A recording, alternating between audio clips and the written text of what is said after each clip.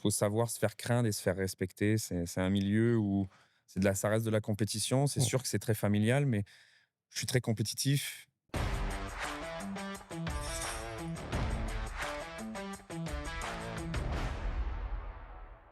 Épisode dans le pit spécial chez Régate Kia Valleyfield. On est en compagnie de Rémi Beauvillain, pilote du S91 Karma. Bienvenue, Rémi, chez nous. Bah, merci de l'invitation. Merci à Kia aussi de nous recevoir. C'est super intéressant de faire ça ici. Là, on va commencer différemment des autres épisodes. Tu as un parcours différent. Tu es originaire de France. Donc, les régates, ça ne fait pas partie de toi depuis nécessairement longtemps. Là. Si tu nous parlais de ta vie française, là, est-ce qu'il y avait des courses dans ta jeunesse que tu suivais, que tu faisais? Alors, pas du tout. J'ai toujours, au fond de moi, voulu faire un sport motorisé, mais je sais que c'était quelque chose qui est très, très cher. J'ai pu faire un peu de karting quand j'étais jeune, comme ça, en vacances, mettons, mais non, j'ai toujours baigné un peu dans le sport en France. J'ai fait du judo, du tennis, du tir à l'arc, puis j'ai fini, avant de partir au Québec, j'ai fini avec le hockey sur glace, qui est un sport qui m'a beaucoup, beaucoup passionné. Mais les courses de bateau, non, j'avais jamais vu ça avant d'arriver dans la région en 2021. Si tu me parles de hockey, je pense que tu as joué à Amiens. Tu étais Oui. gardien de but. Pierre Maheu, qui est un autre pilote de régate, qui était également gardien de but à une certaine époque. Là. Mais qu'est-ce qui t'a amené vers le hockey? Qu'est-ce que tu as aimé dans ce sport-là? Puis à quel niveau tu as joué? Alors, en fait, moi, c'est parce que mes cousins jouaient à Angers, au Duc d'Angers. Puis j'avais découvert ça comme ça, un petit tournoi qu'il y avait à la patinoire d'Amiens, et j'avais dit à mes parents, je veux en faire. Mais c'est un sport qui est quand même coûteux. On est deux frères, enfin, on est trois frères dans la famille, donc j'ai deux frères. Puis, j'ai toujours voulu en faire, et finalement, on a un stage à faire en troisième, ce qui est la fin du collège en France. Et je l'ai fait au Gothique d'Amiens.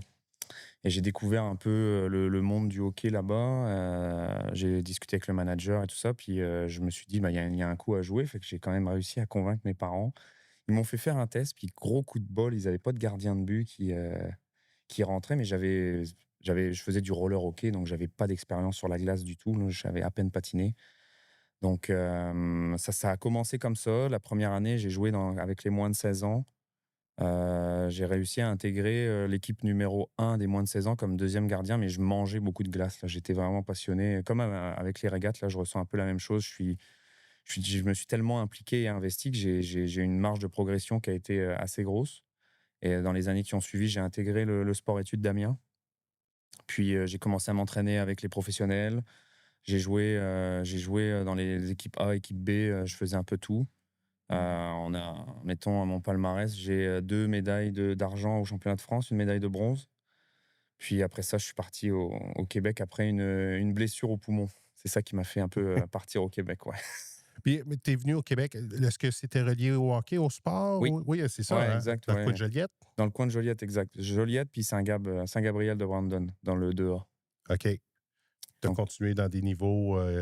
bah, en fait, je suis arrivé ici, puis j'ai voulu jouer au hockey, mais j'avais 18 ans. Je suis parti assez jeune et peut-être un petit peu déstabilisé au début. Puis j'ai vu les opportunités mettons que le monde ici offrait. Donc j'ai repris un peu l'école et tout ça. C'est que j'ai mis un peu le hockey de côté, puis j'ai repris ma vie ici. Puis aujourd'hui, ben, je joue avec Denis Charette, par exemple. Tout à l'heure, je m'en vais faire ça, là. OK. Background de hockey, de sport, tu parles de Denis, on parlera des autres, là, la gang de chums, c'est un peu ce qui te fait carburer dans les régates aussi? Bah, c'est vrai que c'est un sport où même mes parents m'en ont parlé quand ils sont venus la première année. C'est vraiment un sport où tu ressens qu'il y a, comment dire, une acuité familiale. C'est vraiment, tout le monde est là. Puis moi, quand je suis arrivé, on m'a accueilli, même la ligue, là, m'a accueilli à bras ouverts. C'est sûr qu'il y a peut-être un petit peu de réticence. La personne vient de l'extérieur et tout ça, c'est normal. Ils veulent voir que la personne est impliquée. Mais je pense qu'à partir du moment où j'ai fait mes preuves, ouais, tout le monde m'a accueilli à bras ouverts. Puis c'était accueilli et très soutenu aussi. C'est important. Ton premier contact avec les régates, tu n'étais pas assis dans l'hydroplane, tu étais assis sur une moto marine. C'est quand même une histoire fascinante, ça. Ouais, quand même. Ben, en fait, mon premier contact, c'était beaucoup Kim, qui est la meilleure amie de mes voisins, qui m'en parlait, mais ça m'a jamais intéressé en vidéo. Elle me parlait de son père, là, Kim Hensbury.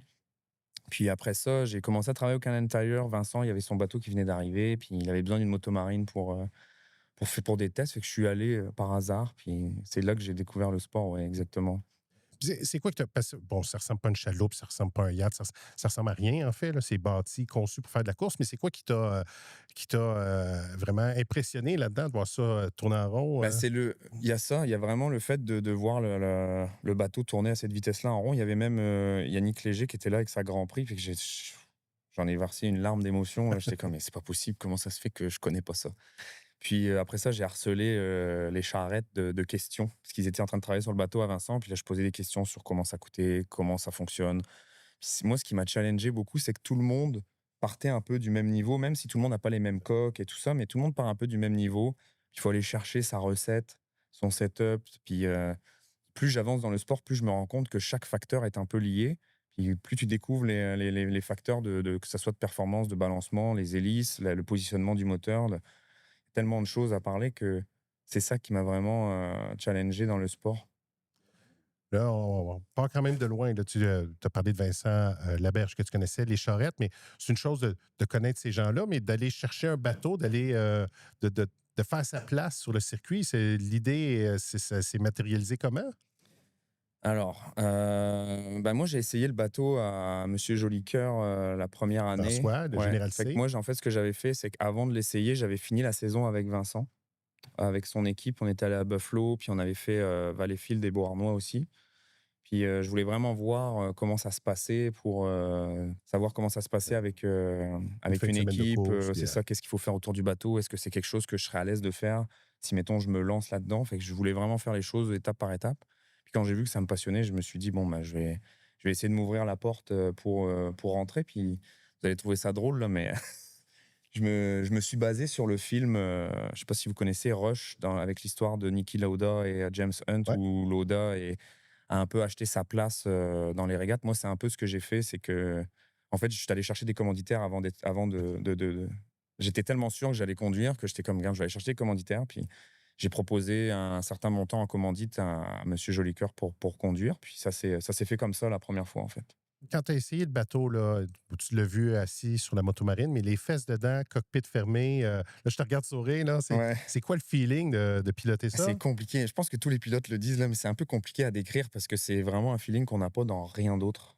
Puis, c'est vraiment le fait d'être assis sur l'eau, de voir moi la chose qui m'avait le plus marqué, c'est de voir les petites vaguelettes, taper sous les pontons. Puis c'est le 1er feeling de tourner, tu te dis: «Est-ce que ça va tourner?» Parce que tu es sur l'eau. Moi, j'aime beaucoup le monde nautique, puis une motomarine, ça tourne pas du tout pareil. Un bateau, ça tourne pas du tout pareil. Mais là, le fait qu'il y ait, la skid fin à gauche, ça te permet d'avoir une accroche assez rapide. Puis ça mord tellement l'eau que ça m'a vraiment, j'étais comme: «Waouh, incroyable comment ça mord, quoi». Là, tu parles d'argent, tu parles de passion, mais il faut quand même monter une équipe. Faut tu as parlé des gens qui t'ont aidé, qui t'ont appuyé. C'est-tu compliqué? T'avais-tu des connaissances en mécanique? Je veux dire, quand même pas banal, une équipe de course? Non, c'est vrai, c'est vrai, c'est vrai. Bah, je savais que en partant, qui m'aurait embarqué de par sa passion.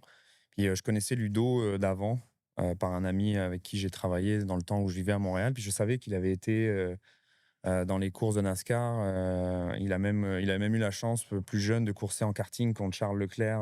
Il vivait dans le sud de la France, fait qu'il connaissait le monde des courses. Puis je lui ai écrit comme ça, je lui ai dit: «Écoute», puis on n'était pas forcément très proches, mais je lui ai écrit, je lui ai dit: «Ah, si ça t'intéresse de revenir dans le monde des courses», là, il avait arrêté le NASCAR. Je lui ai dit: «Je lance un projet dans les courses de bateau». Puis il est venu au premier testing, puis pareil, il s'est fait piquer, puis c'est fini. On a parlé des charrettes. As-tu bon, les Hansbury, Derek Anderson, toute cette aide-là, bon, tu es venu de la France, il y a quoi, une quinzaine d'années. As-tu l'impression d'avoir trouvé on parle souvent de la famille des régates, mais une autre famille ici, en quelque sorte, auprès d'eux? Ah bah, avec les régates, ouais, je rajouterais aussi, Mathis Gabriel Oui. Chiasson qui m'a beaucoup, beaucoup aidé. Mais en fait, moi, je l'ai beaucoup aidé aussi avec la motomarine. Puis après, on s'est créé un lien d'amitié qui fait qu'aujourd'hui, on se titille un peu quand on est sur l'eau, là. Mais oui, je dirais que Denis, il m'aide beaucoup. Derek, avec ce qu'il a fait, c'est sûr que c'est quelque chose de très noble ce qu'il a fait l'année dernière.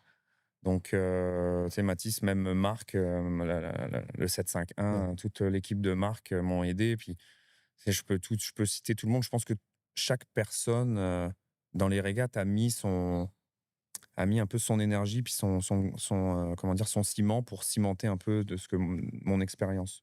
Tout le monde m'a aidé un petit peu, en rentrant, mais que ça soit les pilotes Grand Prix, que ça soit les pilotes 350, que ça soit les pilotes en 2.5, puis que ça soit la Ligue aussi, il faut pas l'oublier. C'est que tout le monde a fait en sorte que ben, je puisse aussi réussir, quoi. Parler de Derek, on va revenir sur la situation, c'est en 2024. Ouais, À l'ordre des régates de Valleyfield, tu as débuté la saison avec un bateau. oui. Il arrive une situation, tu ne peux plus prendre ce bateau-là pour différentes raisons. Si tu nous expliques, tu sais, tes parents s'en venaient ici, là, ils venaient te voir, puis là, tu te retrouves soudainement, oups, j'ai peut-être plus de Ouais. bateau, puis moi, peut-être assis dans les affaires d'à côté de vous. Ces courts moments-là où tu es, je ne sais pas si on peut dire en flottement, avant de trouver un siège puis d'avoir ta place confirmée pour les régates de Valleyfield, là, qu'est-ce qui s'est passé à travers tout ça? Là? Et en fait, il s'est passé juste 24 heures. Parce que OK. moi, à Brookville, quand l'annonce est tombée, puis qu'on avait décidé avec la Ligue que c'était terminé, moi, j'ai appelé mes parents en revenant de Brookville et j'ai dit, regardez, il s'est passé ça, puis je vais être avec vous aux régates, mais ça fonctionnera pas. Genre, j'ai plus de bateau. Et en fait, ce qui est arrivé, c'est que moi, je leur ai pas dit que ce qui se passait, ils l'ont su que à la dernière OK. minute.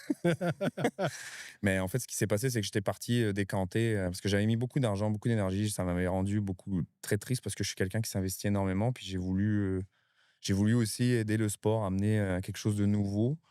Et quand je me souviens, j'étais allé faire de la motomarine sur le lac Saint-Louis. Puis Derek, il m'a appelé. Il devait être 15 heures. Je pense que ça faisait même pas 24 heures, genre qu'on avait pris la décision que ça s'était terminé. Puis il m'a appelé, il m'a dit: «Garde, j'ai réfléchi, on va aligner mon bateau pour que tu termines la saison. C'est pas vrai que tu as fait tout ça pour que, ça se termine comme ça. Tu as l'air de beaucoup t'investir, puis je veux que tu courses devant tes parents, là. Tes parents, ils font le voyage et tout ça». Donc c'est ça qui a été touchant, c'est que la famille Demers, la famille Charrette, Derek Anderson, ils ont vraiment arrêté tout, là. Puis on a amené le bateau, on est allé chercher le bateau à la prairie, on l'a amené dans le garage à Charrette, puis tout le monde, moi, j'avais pas encore la connaissance que j'ai aujourd'hui, mais tout le monde, on a passé 2-3 soirées là-dessus à tout rebâtir, là. Moi, j'allais chercher les pièces à droite, à gauche, là, ce qu'il fallait payer pour le remettre à courser. Puis, mais ça a été un moment émouvant, je dirais. Même là, je pense encore, ça se ressent un petit peu, là, mais c'est quelque chose que je peux pas oublier, quoi. D'où le nom du karma aussi, je pense, c'est Oui, tout ça oui, qui est venu. je pense, oui, on l'a choisi par rapport à ça, c'est sûr, parce que bah, ça définit vraiment ce qui s'est passé, quoi. Je reviens à tes parents ont trouvé ça comment? Puis t'es supporter français, t'es très actif sur les réseaux Ouais. sociaux, là. Est-ce qu'ils ont une petite fibre de régatteux qui se développe de l'autre côté de l'Atlantique? Bah, quand même, là, l'été, c'est quand même assez, des fois, j'ai du mal à gérer mes réseaux parce que, bah, mes amis proches de France, ils me demandent tout le temps, «Happy, c'est à quelle heure tu courses?» machin, mais tu sais, si j'ai 30 personnes, même mes parents, je leur dis: «Suivez la». J'essaye de les conscientiser avec l'application HRL, là, parce que des fois, tu sais très bien Ouais. comment ça fonctionne, une fin de semaine de course, on n'a pas forcément le temps de regarder, mais non, la première fois que j'ai mis un mot sur Facebook en disant que je m'en allais à ma première course, là, j'ai des amis avec qui j'étais en sport-études ou des judokas avec qui j'étais en sport-études aussi, qu'on était dans le même lycée. Ils me disaient: «Mais tu as combien de vies? Tu fait combien de choses dans ta vie?» Mais c'est sûr que ça intéresse, ça attire l'œil et c'est ça que j'essaye de faire. Puis mes parents, moi, la première fois qu'ils étaient dans les puits, mon père, il a adoré. Ils devaient pas revenir l'année dernière, ils sont revenus. Puis là, l'année prochaine, ils sont là OK. encore. Donc c'est une passion qui s'est développée aussi. Mon père, pas trop stressé, ma mère un peu plus, mais à suivre. Et tes frères? Ben, Théo qui habite à Saint-Zotique, lui, il suit beaucoup les régates de Valleyfield. Il est venu nous aider dans l'équipe, à Beauharnois parce que j'avais, Ludo qui était parti, Ludo et Alison étaient partis en France et j'avais besoin de main. Il est venu nous aider, mais c'est pas la même passion. Ouais. C'est quelqu'un qui est dans le sport, mais c'est pas quelque chose, il va me suivre, il va être content de mes résultats, mais pas forcément, impliqué comme moi. Puis j'ai mon autre frère qui est dans le sud de la France, qui suit aussi de ça de loin, Hey! Hey, est-ce que je peux emprunter ton Seltos? Oui. Pendant les fêtes, offrez-vous la technologie du Kia Seltos et obtenez un boni des fêtes de 500 $. Kia, du mouvement vient l'inspiration. Tu as parlé des régates de Valleyfield, puis avec toi, c'est le fun, c'est un regard extérieur. Tu sais, moi, je suis natif de Valleyfield, je connais les théories, je connais le bœuf, Howard, l'histoire. Tout le monde rêve d'être champion des régates de Valleyfield. Toi qui as découvert les régates il y a quelques années, à quel point c'est gros les régates de Valleyfield, si je regarde ça de ton œil? de mon œil, je dirais que c'est un Grand Prix de Formule 1. C'est, Beaucoup le comparent à Monaco. J'ai eu la chance d'aller, quand j'étais jeune, au Grand Prix de Monaco et tu le sens dans les gens que ça fait partie de l'histoire de la ville.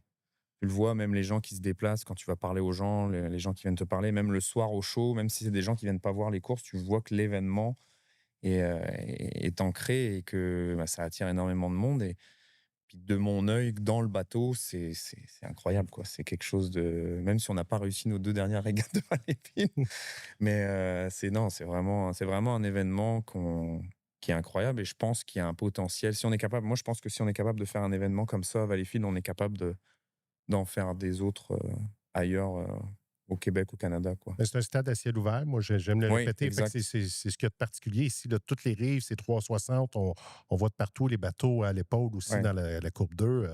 C'est assez impressionnant, je ouais, vraiment présume. impressionnant, ouais. À la fin de ta première année, tu as complété avec le bateau à Derek.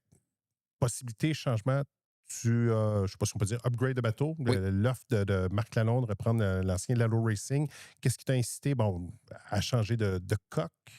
Bah, de 1, c'est parce que c'était le bateau à Derek, puis, je savais que moi, je voulais aussi avoir mon embarcation, avoir, mes affaires, avoir qu'on construise une équipe qui nous ressemble vraiment, donc tout avoir, cette emphase-là. Mais ça s'était décidé après Cambridge. Après la première course, j'étais allé à un testing avec Marc à Beauharnois et ça s'est fait, dans ma tête, j'étais comme: «Attends, je vais réfléchir». Il essaie de me le vendre, puis là, j'étais comme: «Ah, je suis pas prêt». Puis finalement, je me suis dit: «Si je le fais pas là, je le ferai jamais». Fait que je l'ai invité à manger avec, sa future femme aujourd'hui. Puis on a conclu ça comme ça. Lui, il avait demandé l'aval de la ligue avant. Puis ensuite, on a fait ça dans les règles de l'art et puis, Comment, en un, en deux, à quel point est-ce que tu as évolué comme pilote, comme manager d'équipe, puis que tu te sentais prêt à prendre une nouvelle coque, puis peut-être une coche de plus? Comment est-ce qu'on sent qu'on s'améliore?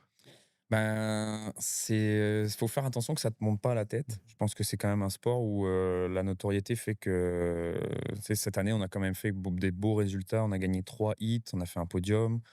On a fait souvent deuxième, troisième, donc on était quand même bien classé. Donc, il faut faire attention à justement pas avoir trop confiance. Puis je pense que c'est un peu ce qui s'est passé à Valleyfield. On était un peu trop confiant, un peu trop si. Puis l'erreur qui nous a fait un peu flamber, c'est ça. C'était, je dirais pas du laxisme, mais un peu de juste un excès de confiance. Donc, on est bon dans ce qu'on fait, donc on n'a pas besoin de surchecker. Puis finalement, ben, on a eu une petite leçon par rapport à ça. Mais l'upgrade de bateau.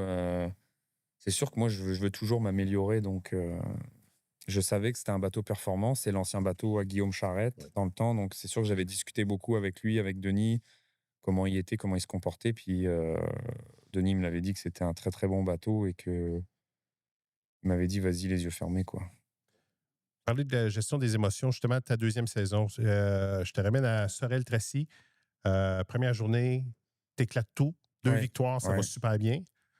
Le lendemain, ouais, je te vois lâcher la ouais, tête. ouais, ouais, en fait, en plus, ce qui est drôle, c'est que Marie-Ève Leduc, la conjointe à Marc Lalonde, elle est venue me voir en me disant tu vas voir, c'est des hauts et des bas. Et au moment où on nous a dit ça, pouf. Mais en fait, avec du recul aujourd'hui, oui, c'est sûr que sur le coup, les émotions, c'est difficile comme ce qui s'est passé à Valleyfield. On met tous de l'argent, de l'énergie, du temps et ça monte vite, puis tu es vite déçu. Mais avec du recul, c'est pas de la malchance. C'est vraiment de l'apprentissage, c'est vraiment des choses qu'on a dû passer par là. Puis ça, je l'ai répété beaucoup à mon équipe parce que souvent, c'était ouais, mais tu sais, ça aurait été cool que tu brûles après la ligne d'arrivée, ça aurait été cool que, tu sais, là, c'était un problème de carburateur à Sorel, ça aurait été cool que ça fasse ça que après la course, tu vois. Mais Mmh. ouais, mais si ça nous arrive pas, on n'aurait pas appris. Puis toutes les erreurs qu'on a faites cette année, c'est pas de la chance, là. C'est vraiment de l'apprentissage de comment le bateau fonctionne, comment les pièces fonctionnent entre elles. Puis là, le carburateur, c'était une vis de purge le filet était mort, fait que la vis a sauté. Puis le carburant, j'aurais pu brûler à Sorel Ouais. aussi parce que le carburant est sorti à ce moment-là. Sauf que là, le bateau redémarrait pas. Puis je pense que le bateau était pas assez chaud pour que ça flambe dans le compartiment moteur, mais c'est sûr que c'est des émotions qui sont difficiles à vivre, puis mais le plus dur, c'est de se remettre dedans mais ça, c'est mon équipe a joué un rôle primordial dans ces 2 événements-là, Sorel et même à Brookville, on a eu des problèmes, on Ouais. n'est pas parti du quai. C'est quand tout le monde ensemble fait comme: «Non, non, on continue». C'est ça qui est beau et qui Ouais. remet sur pied parce que c'est vrai que tout seul, tu peux pas, c'est impossible. Tout seul, émotionnellement, tu peux pas. Mais ça prend un entourage. Puis tu avais quelques gens qui ont fait partie d'équipes de pilotes, que leur père a été pilote avant, fait qu'ils ont du vécu, qui ont pu t'amener Oui, certains trucs justement pour passer à travers tout ça? Bah, oui aussi, mais franchement, je dirais que c'est beaucoup quand même, on s'est beaucoup, construit tout seul. On a beaucoup de l'aide de l'extérieur, mais on s'est beaucoup dit: «On va faire nos erreurs, puis on va essayer d'apprendre par nous-mêmes», parce que c'est bah, surtout moi et Ludo, on est beaucoup dans le sens où on veut pas, dépendre des autres, en fait. Parce que le problème, c'est que si à chaque fois on a un problème, on fait comme: «Allez, viens nous aider». On va progresser, mais pas autant. J'étais le premier à faire: «Ah, on va aller chercher quelqu'un», puis souvent mon équipe était comme: «Non, non». C'est Henrik, Ludo était comme: «Non, non, on va arriver. Si jamais on bute vraiment, là, on ira demander de l'aide». Puis finalement, à chaque fois, on a réussi, c'est sûr que les les, mmh, les conseils, mettons, là, on avait Ben Léger dans notre équipe, donc les Mmh. conseils de son père, de sa mère, il y a, le père de Kim et sa femme qui étaient là souvent aussi, cette année. Donc c'est sûr que quand il s'agit d'un conseil technique ou des choses comme ça, mais on a eu que des bons retours. Je veux dire, ils ont eu, j'ai même eu des retours de Nicolas Rousse, qui m'a dit: «C'est bien, tu conduis avec ta tête». Puis ça, c'est des choses que je suis content de savoir, parce que des fois, tu as l'impression, tu es dans le bateau, tu sais pas, comment tu pilotes, puis tu te dis: «Putain, est-ce que j'ai été dangereux? Est-ce que j'ai Mmh. pas été dangereux?» Puis avoir ce feedback-là, ça c'est comme OK, ça veut dire que je suis vraiment les étapes, qu'on m'a dit de faire, quoi. Parle d'incident. Valleyfield, un incendie, c'est 3 jours, les courses à Valleyfield. Comment, là, c'est une course contre la montre, là, Ouais, ouais, ouais. ramener le bateau, corriger, apporter les réparations, ça Ouais. a dû être un Moi, ça a stress. été, moi, j'ai dû prendre une bonne demi-heure pour, parce que là, je venais de passer, une journée entière pour régler déjà un problème électrique avant les régates qui était apparu, qui était un grand moteur tout simple. Mais comme j'avais pas la connaissance, je savais pas où chercher, fait que j'y suis allé étape par étape, par logique, ça m'a pris du temps. On va à l'eau, puis j'avais quoi? Un demi-parcours sur tout le monde. Puis au dernier virage, je me souviens de la sensation, j'étais comme: «Putain, première course avec mon bateau, je vais gagner». Puis mes parents sont là, puis là, le bateau, il cale. Puis là, je redémarre, puis là, je sens la fumée arriver. Fait que là, j'ai tout de suite appelé à Kim. J'ai fait: «Kim, colle le drapeau rouge, là, je suis en feu, là, c'est sûr». Je savais pas si la fumée se voyait déjà, mais moi, j'en Pas tout avais à un fait, peu. non, C'est ça a été ça que long. c'est ça a pris un peu de temps. Fait que j'ai dit à Kim: «Colle le drapeau rouge tout de suite, là, je suis en train de m'enflammer». Puis, c'est sûr que après ça, la course contre la montre, il y a beaucoup de gens qui sont venus. Marc Lalonde est venu, il y a je veux pas, oublier d'en citer, mais les gens vont se reconnaître, mais ça a été vite du dommage superficiel, en fait, parce que ça a été quand même, réglé assez vite. Là, ça a pris une trentaine de secondes avant que tout le monde, que le bateau rescue éteigne et tout ça. Et moi, j'ai dû prendre une bonne demi-heure, aller pleurer dans mon coin et évacuer, que genre, j'étais comme là: «Ça y est, je viens de pourrir ma saison». Puis finalement, c'est mes équipiers qui m'ont fait comme: «Non, non, regarde, on va s'en occuper». Puis là, chacun fait ses tâches. Ben est allé chercher des pièces à droite, à gauche. Enfin, il me fallait un filtre de catch-can qui avait fondu. Moi, j'avais des radios de spare, il fallait du filage. Puis j'avais tout ça, fait que c'est Henrik et Ludo qui se sont mis sur le dossier. Moi, j'étais plus en retrait pour les aider, que ça reste propre. Puis sans eux, là, on n'aurait pas été aux courses. Mais c'est des bulldozers, là, à dos au soleil, à 45 degrés là, toute la journée. Puis le moteur a reparti à 22h30 le soir et Retour à l'eau le ça lendemain. ouais, ça a été, je pense que tout le monde a versé une petite larme autour du bateau le soir. Mais non, ça a été une sacrée expérience, mais c'est une expérience qui nous a appris à regarde, on peut rien négliger et c'est arrivé, c'est comme ça. Maintenant, faut plus que ça arrive et puis c'est pour ça que la nouvelle carlingue, il y a un peu de flamme dessus, pour qu'on s'en rappelle. C'est mon petit clin d'œil, c'est à l'équipe. Tu parles d'équipe. Le statut de pilote, d'hydroplane, tu sais, vous faites présenter sur la scène ici à Valleyfield-Sorel, il y a d'autres endroits. À quel point c'est grisant d'être une vedette? Je sais pas si on peut le dire comme ça, là? Mais on le ressent beaucoup à Valleyfield, à Sorel, mais ça arrive qu'on me reconnaisse, genre quand je fais mes courses au maxi à Valleyfield, ça m'est déjà arrivé. Même je travaille un peu chez CE Zinc, comme sous-traitant et ça arrive, comme le monde est petit ici, ça Mmh. arrive, mais j'ai toujours fait attention avec ça, même au hockey sur glace, je faisais attention parce que je sais que ça peut monter vite à la tête. C'est sûr que c'est très valorisant, ça amène un sentiment de confiance, Incroyable. et ouais, c'est ça, incroyable. Tu lances des affaires dans le public, les gens viennent te voir, donc c'est sûr que c'est vraiment cool, mais faut pas moi je reste quand même j'essaye de rester avec mon équipe parce que justement pas déroger de ça parce Mathis m'a beaucoup prévenu par rapport à ça. Il m'a dit: «Tu vas voir, fais attention parce que ça monte vite à la tête, on vient te voir, on vient te cruiser un petit peu», des choses comme ça, quoi, donc voilà. Mais au-delà de ça, tu te sers de quand même ce statut-là. La sclérose en plaques, tu es associé à cette cause-là. Si tu nous expliques, c'est quoi le lien, puis pourquoi tu t'es associé à cette cause-là? Dans mon ancienne carrière, je travaillais j'étais cadre chez AEW, puis la Sclérose en plaques Canada travaille très étroitement avec AEW, donc je connaissais l'association. Moi, j'ai quelqu'un de ma famille qui en est touché. J'avais la mère d'un de mes amis au hockey qui en était touché. C'est une maladie. En fait, j'ai vu, en étant toute transparent, j'avais vu Stéphanie Blin qui coursait pour le cancer, puis je trouvais que c'était bien de s'associer à une cause noble, comme Stéphanie l'a fait. Puis moi, ça me coûte rien.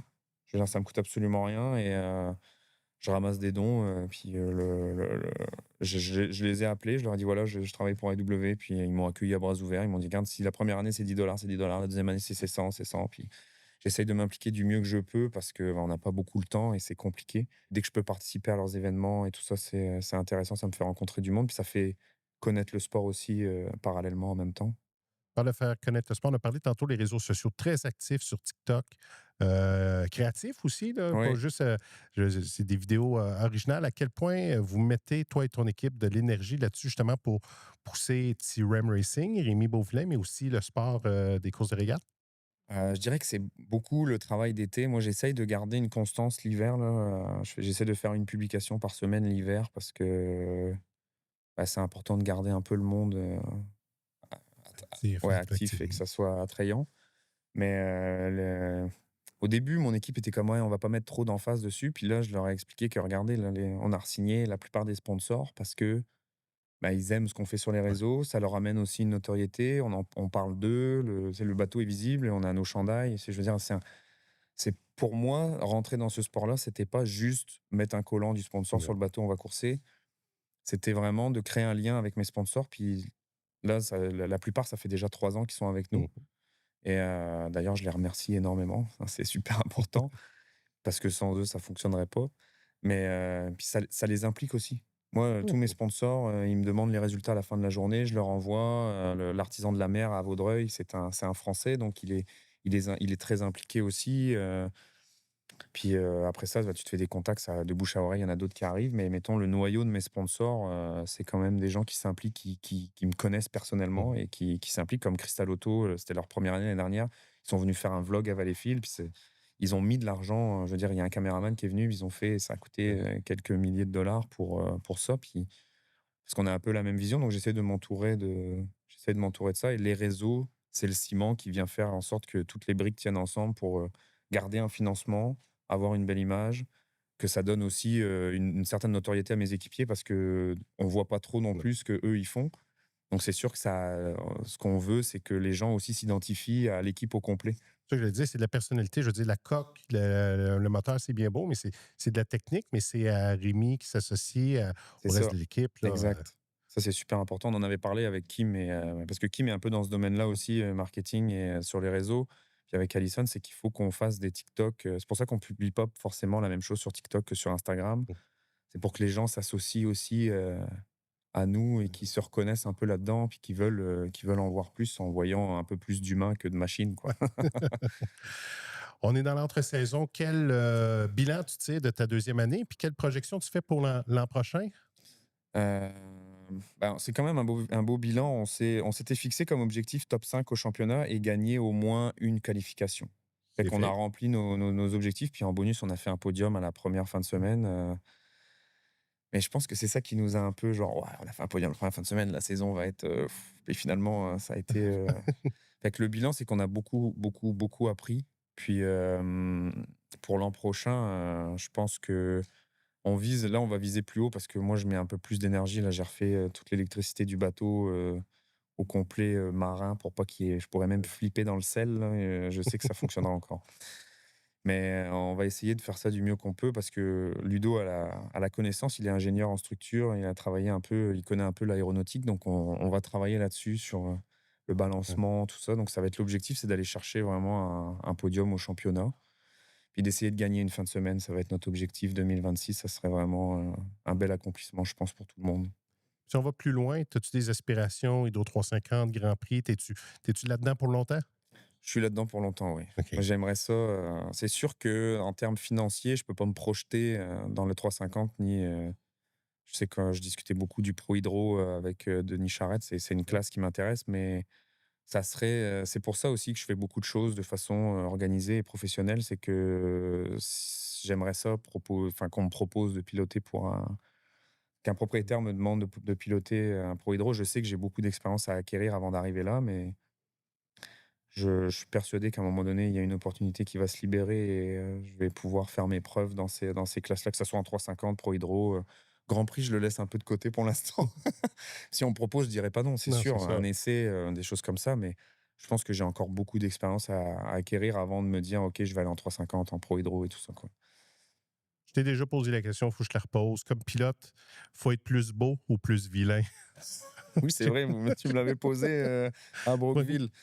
Mais je pense que je t'avais répondu un mix des 2, Ouais. hein. Puis, beau en dehors, vilain sur l'eau, mais il faut être aussi beau sur l'eau et vilain en dehors. Je pense que c'est un mélange des 2. Faut savoir se faire craindre et se faire respecter. C'est un milieu où ça reste de la compétition. C'est sûr que c'est très familial, mais je suis très compétitif. Mon chef d'équipe très compétitif. Personne aime perdre, je pense, dans la vie. Faut que ça reste, c'est ça, dans le respect, mais faut savoir se faire respecter et se faire craindre. Je pense que c'est un milieu des 2 qui fait que c'est un bon agencement pour le milieu des courses. Ben, je peux te dire que tu l'as réussi en 2 ans, Rémi. Bah, merci beaucoup. Un gros merci d'être venu dans le pit. C'était un plaisir de t'avoir chez nous. C'était un plaisir pour moi aussi. Hey, est-ce que je peux emprunter ton Seltos? Oui. Pendant les fêtes, offrez-vous la technologie du Kia Seltos et obtenez un boni des fêtes de 500 $. Kia, du mouvement vient l'inspiration.